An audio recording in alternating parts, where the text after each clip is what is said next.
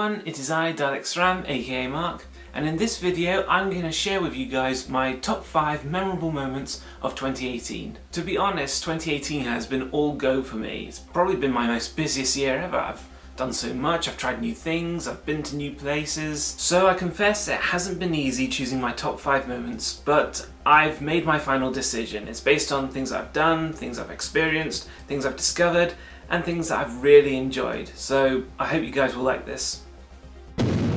Number 5. Escape the Night Season 3.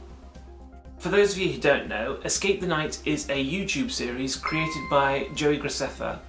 Basically, he and 9 other YouTubers go back in time and have until sunrise to defeat an evil mythical creature.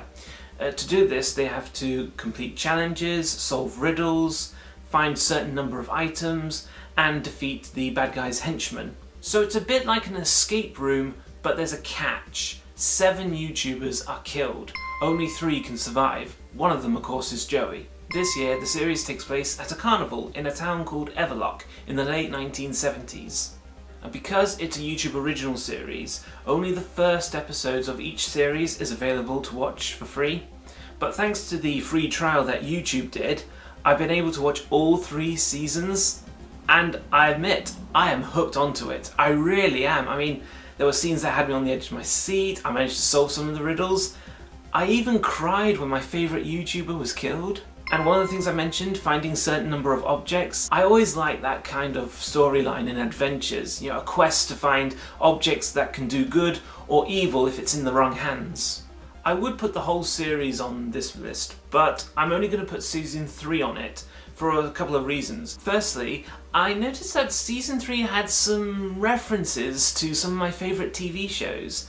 One of the Moon episodes from Captain Scarlet and the Mysterons, and some of the episodes of Doctor Who, mainly the new series. The second reason, it's quite a serious one, but unfortunately the location that was used to film Everlock, it was destroyed by the recent Californian forest fire. It really is sad. I feel sorry for Joey and all those people who've lived and worked there, because it's meant to be a lovely place. If I ever went to California, it's a place I really would like to visit because it's where many people film for TV shows and movies. It really is heartbreaking, but hopefully they can rebuild it. Number 4. MCM Comic Con London. For the last 10 years, I've attended many conventions and events, but MCM Comic Con is the one event I haven't been to. Until now. This was my first time and I loved it. There's just so much to see and do at this event. You got displays, you got stalls, panels, games, places to have crazy and fun photos, and of course you've got the cosplayers. Now I know when there's a cosplay competition on, there can only be one winner, but in my book they're all winners because you have to admire the time and effort they've put into making their costumes. Another reason why I wanted to go to MCM Comic Con was because a lot of my friends actually go to this event, so it's a good place to go and meet them and hang out. So at the event I met a lot of my cosplay and YouTube friends like Connie, Scott and Cherry, and I also got to meet Hannah Snow for the first time. Also at the event was my friend Kelsey Ellison, who some of you may know as the Dancing Hermione. In fact, this was the event where she created the Dancing Hermione. Now I didn't get to film Kelsey doing the Dancing Hermione, but I did interview her about her Harry Potter fan-made series, Diaries of the Quiet Heroes, and her upcoming fan film, Sisters of House Black. Go and check out the preview. It is awesome! I have 2 MCM videos for you guys to go and check out. One of them is the main video. The other features YouTuber Tom Scar along with 2 other volunteers reading one of his scripts. Very entertaining. Go and check that out. Number 3. Firestorm. As you guys know, I am a massive Gerry Anderson fan, and in 2001 he had plans for a series called Firestorm, but the concept was bought by a Japanese company and made into an anime series in 2003, which unfortunately has never been dubbed into English. After Gerry passed away in 2012, his son Jamie went through his old papers and found the plans for Firestorm, and he decided to bring back the series and do it in the way that Gerry wanted it to be. And so in 2014, Jamie set up a Kickstarter campaign to raise enough money to make a mini pilot episode. In fact, I did a video to promote the campaign, and I'm glad to say that it was a big success. After years of hard work, the minisode is now available on YouTube, link in the description, and after watching it, I was like, wow.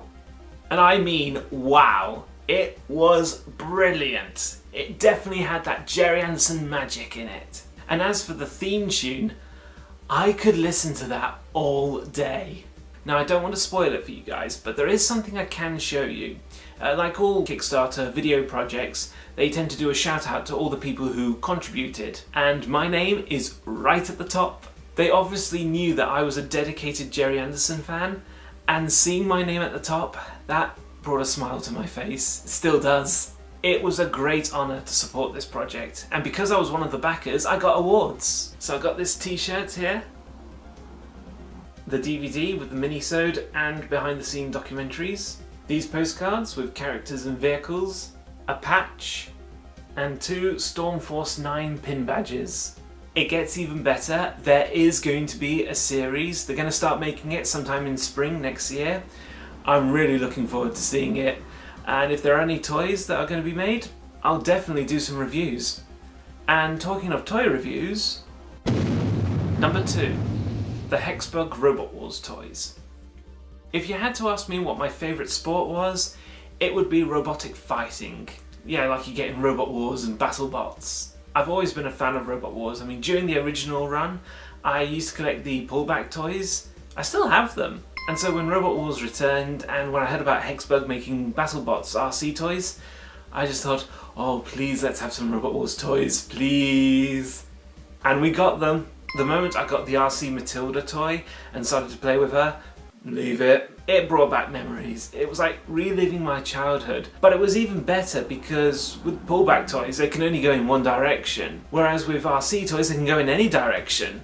Normally when toy companies make toys that are from TV shows, sometimes they don't put much detail in the toys, but with Hexbug they already put a lot of detailing in the BattleBots toys, so I already knew that they would put a lot of detailing in the Robot Wars toys. And they did, and I am very impressed. Now I know Matilda is the only robot from the series to be made into a toy. Well, that's true, but if you think about it, with the original toys, the first wave were mainly house robots. The only contestant was Hypnodisc. But hopefully Hexbug will make some competitive robots and maybe another house robot, either Shunt or Dead Metal. Of course, some people are unsure if Hexbug will make more Robot Wars toys, mainly because some idiot at the BBC decided to cancel Robot Wars. But you never know, we might get some. Because of the way Hexbug have designed the Robot Wars and BattleBots toys, it's a great way to get children interested in robotics. And it's thanks to Hexbug that 2 contestants from Robot Wars, Anthony and Stephen, they've made their own series called Antweight Anarchy. And I think one of them said that if the BBC won't bring back Robot Wars, then the fans will.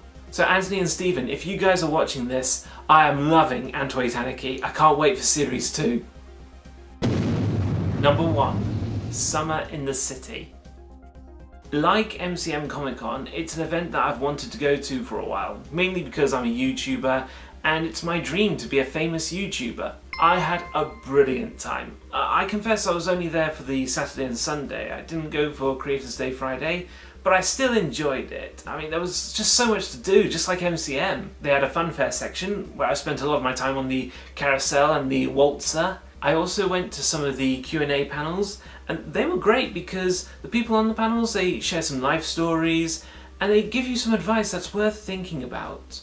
I also got to meet some YouTubers who have seen or have never met before. Some of them even liked my Dalek SRAM t-shirt. They thought, ooh, that's a cool name. Big thank you to my dad for making it. Plus, I did manage to record Kelsey's Dancing Hermione. Just a short bit though, her wand broke. I also went to the evening performances.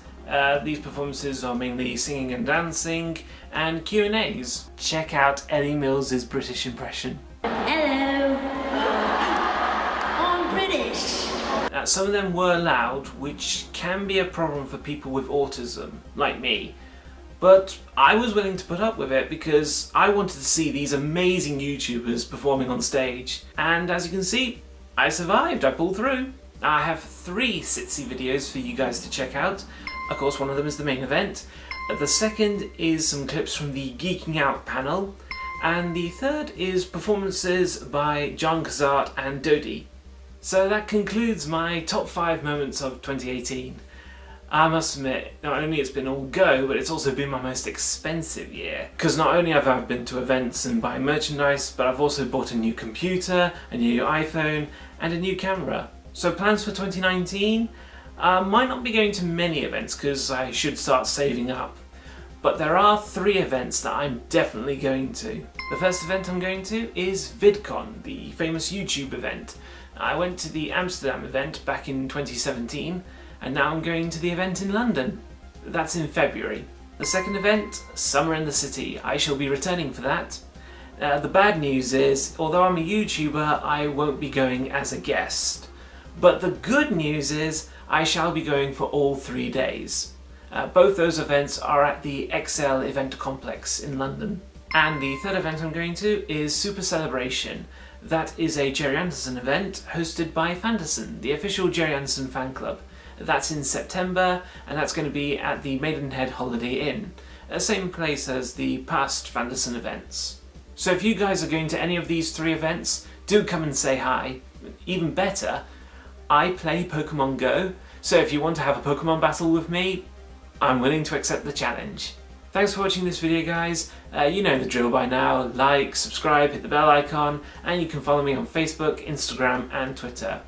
Happy New Year, and I'll see you in 2019. .xram out.